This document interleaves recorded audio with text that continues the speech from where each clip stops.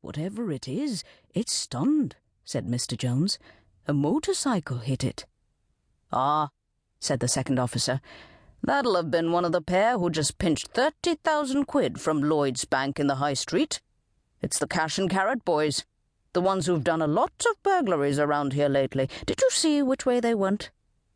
"No," said Mr. Jones, tipping up the Raven's head, "but they'll have a dent on their motorcycle. Could one of you hold the bottle for me?" "You don't want to give him brandy. Hot sweet tea's what you want to give him." "That's right," said the other policeman. "And an ice pack under the back of his neck. Burn feathers in front of his beak. Slap his hands. Undo his shoelaces. Put him in the fridge." "He hasn't got any shoelaces," said Mr. Jones, not best pleased at all this advice. "If you aren't going to hold the bottle, why don't you go on and catch the blokes that knocked him over?" "Oh, they'll be well away by now. Besides, they carry guns. We'll go back to the station," said the first policeman. "And you'd best not stay here giving intoxicating liquor to a bird, or we might have to take you in for loitering in a suspicious manner." "I can't just leave the bird here in the road," said Mr. Jones. "Take it with you, then." "Can't you take it to the station?" "Not likely," said the second policeman. "No facilities for ravens there." They stood with folded arms, watching, while Mr. Jones slowly picked up the bird. It weighed about as much as a fox terrier, and put it in his taxi. And they were still watching. He saw them in his rear-view mirror as he started up and drove off.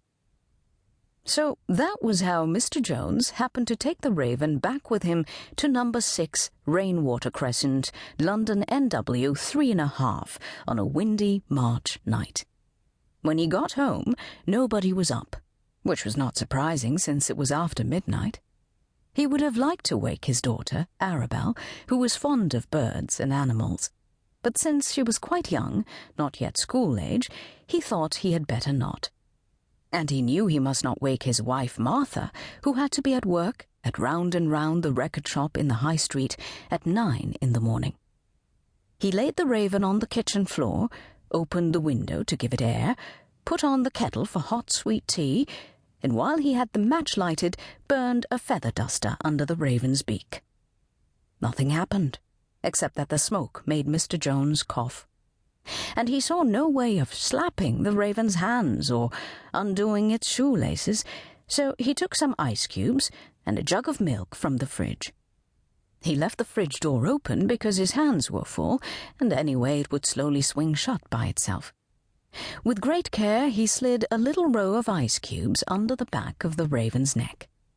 The kettle boiled, and he made the tea. A spoonful for each person and one for the pot, 3 in all. He also spread himself a slice of bread and fish spread because he didn't see why he shouldn't have a little something as well as the bird. He poured out a cup of tea for himself and an egg cupful for the Raven, putting plenty of sugar in both. But when he turned around, egg cup in hand, the Raven was gone.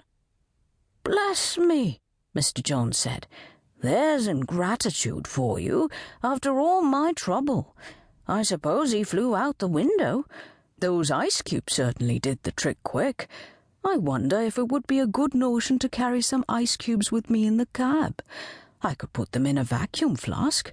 Might be better than brandy, if lady passengers turn faint." Thinking these thoughts, he finished his tea, and the Raven's, no sense in leaving it to get cold, turned out the light, and went to bed. In the middle of the night he thought, "Did I put the milk back in the fridge?" And he thought, "No, I didn't." And he thought, "I ought to get up and put it away." And he thought, "It's a cold night. The milk's not going to turn between now and breakfast. Besides, Thursday tomorrow. It's my early day." So he rolled over and went to sleep. Every Thursday, Mr. Jones drove the local fishmonger, Mr. Finney, over to Colchester to buy oysters at 5 in the morning. So next day, up he got, off he went, made himself a cup of tea, finished the milk in the jug, never looked in the fridge. An hour